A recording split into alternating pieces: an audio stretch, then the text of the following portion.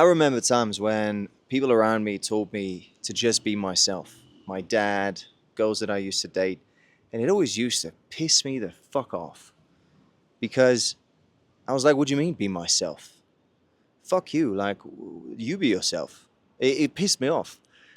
That's the truth, especially because I was really trying to be myself. I was really trying to be good. I was really trying to be successful. And this was in the period where I was actually also successful. I was making a lot of money, was traveling around the world, lived in luxury, but I was also showing off a lot.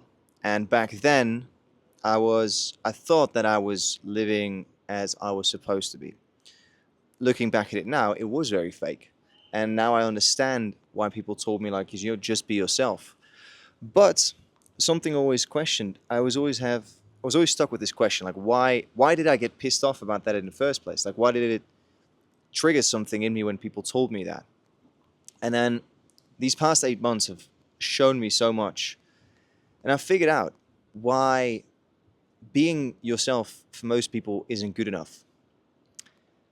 And it's exactly the reason why you always find yourself with broken relationships, never really feeling good about yourself, always feeling like there could be something better, always feeling like you could be something more, always thinking and believing that you could achieve more, that you could perform more, that you could create more, that you could add more to yourself.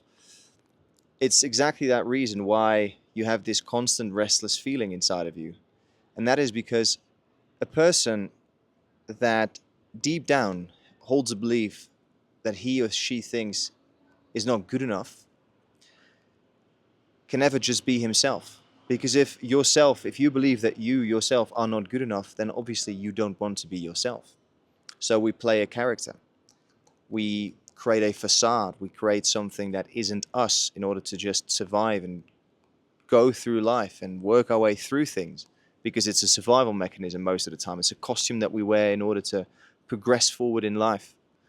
It's exactly what I did. I wore the Andrew Tate costume, the Jordan Belfort costume, the James Bond costume, the successful guy on the outside costume, wearing suits and driving a nice Porsche and dating girls. And the Iman Gadzhi costume was I wore at a certain point in my career as well.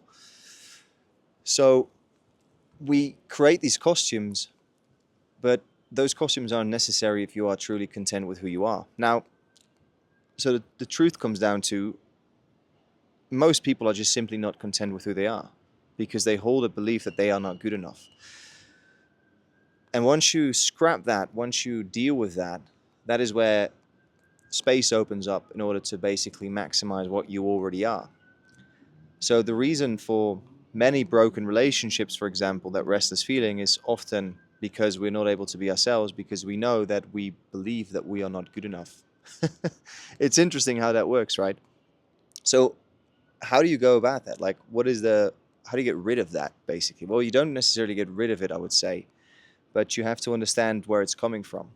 So most of the time when I work with clients, for example, that hold this belief, that hold an internal belief that they are not good enough or that they need to perform to be seen, for example, this shows in everything, right? So this will show in your business, the way that you lead your team, the way that you hold your relationships, the way that you interact with your friends and your family, for example, the way that you communicate to your clients.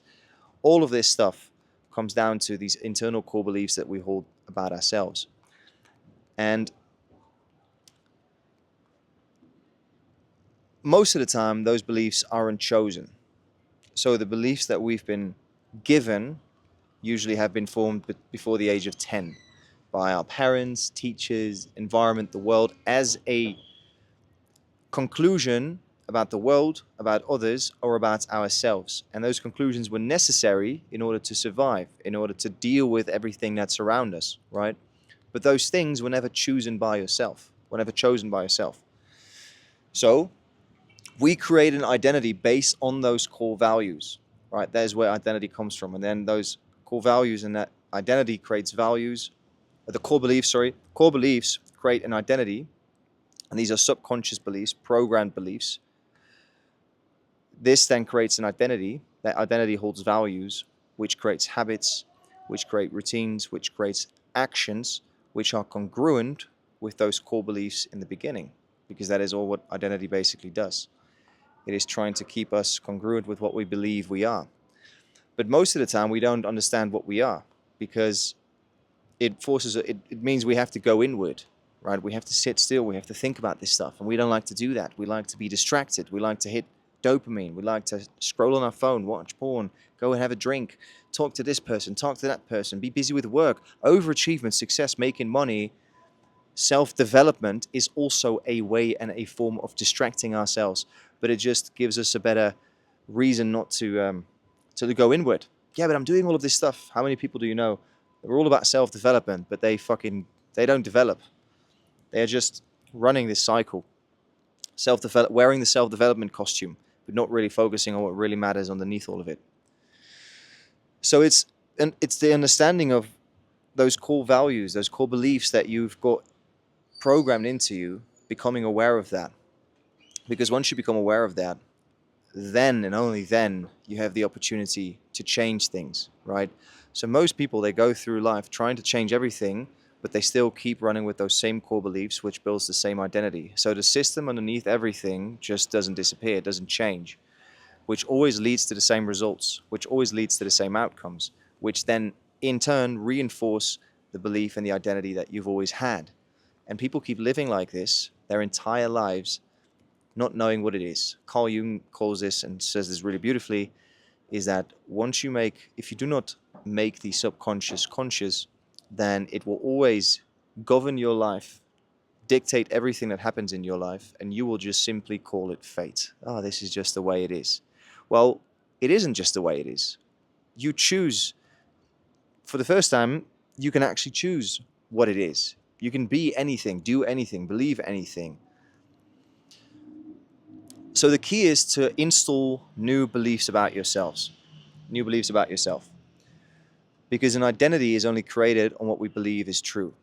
Now, you cannot outwork, outachieve, outrun, outdiscipline, out-white knuckle a identity, a belief about yourself, a core belief about yourself.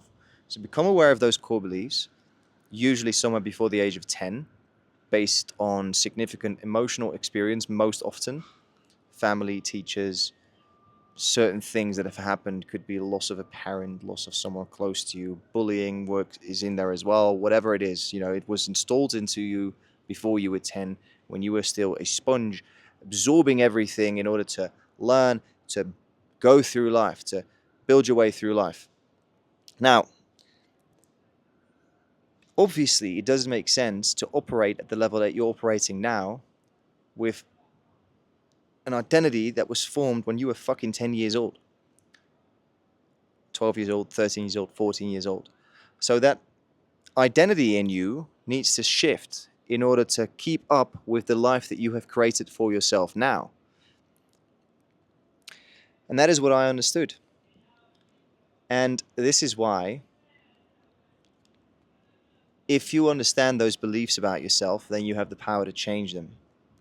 And then you have the power to just be yourself and build upon that. And that is the goal, guys. The goal is to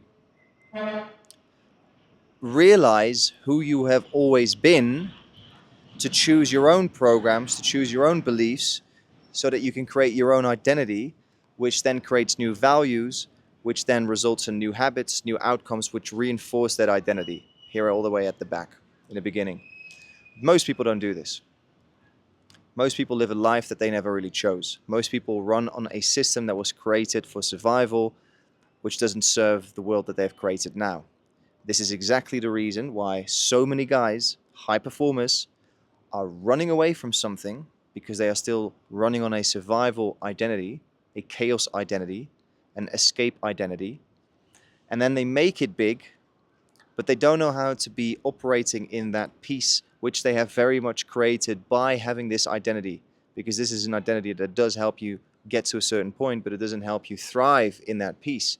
And this is why, for many people, and you must recognize this yourself as well if you resonate with this story, when things get a little bit too comfortable, you will start to self-sabotage, because you don't know what it is like to live and thrive on the peace. You only know what it is like to thrive on the chaos, the feeling of your back against the wall.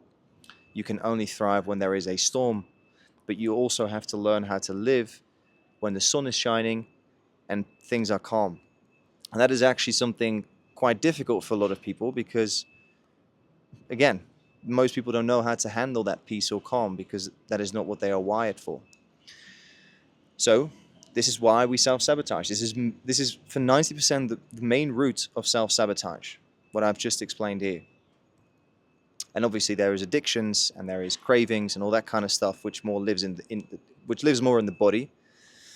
But this tension between an identity that you have, which no longer serves you, and the person that you want to be, this creates tension. This creates cognitive dissonance. Now, if we don't know how to deal with that, then we look for distraction. We look for relief and release of that tension in other areas, which could be drug, porn, alcohol, sex, anything to just numb that feeling. Which is why we are addicts to comfort. So, guys, that was basically just a little rant because I was speaking to some of my clients earlier, and this was something that came up, and I know that this is something that I struggle with a lot. And I think that if you really want to be yourself, you've got to figure out who you are. And to figure out who you are, you've got to understand what you are not, or what you at least don't want to be. And that means going back all the way to the beginning and changing from the core to then build the external. Not the other way around, which is what everyone always does. Everyone always tries to build it from the outside inward, but that doesn't work because that will always lead to the same old collapse. You will always find yourself right back where you started, with the same beliefs, the same feelings, the same emotional state, the same outcomes in relationships, business, health, whatever it is. You will always find yourself right back at that very same exact moment, unless you do that inner work, unless you try to sit still, you focus on those things, and you rewire yourself from the inside out. And that is when things start to align. And that is when peace, discipline, performance, achievement, purpose, meaningful relationships, presence, all of those things, all of a sudden, start to click. Because you are no longer chasing all of that. But all of these things simply become a result of who you are. And then, and only then, can you say to yourself, can you give yourself permission to just be yourself? So I guess that is the core of this video, is to find a way to give yourself permission to be yourself. And you do that by the things that I've just explained. Thank you for watching, guys. I hope you found this video valuable, because it definitely is something that a lot of people struggle with. And if you want to know more, check out the links in the description, or just follow along. I'm just japping, to be honest. I'm just giving you this stuff because I know that it's going to help some people, and it's helped me. So, guys, I wish you all the best. God bless you, and I'll see you in the next video. Ciao.